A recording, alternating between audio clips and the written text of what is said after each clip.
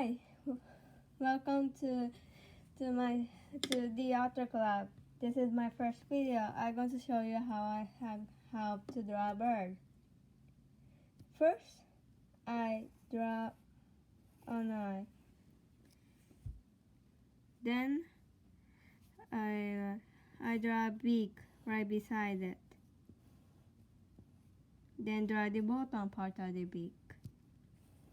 Then I draw like this big head. Then I draw the wings.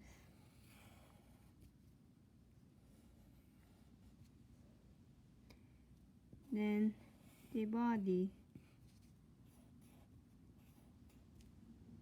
The legs. Then I draw the pupil. Done. Then I use the color and the teeth and the pupil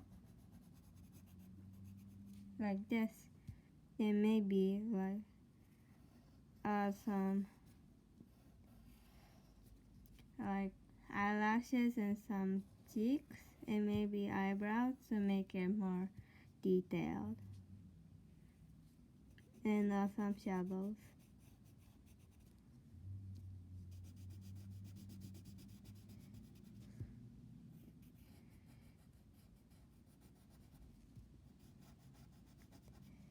Thank you for watching. Bye.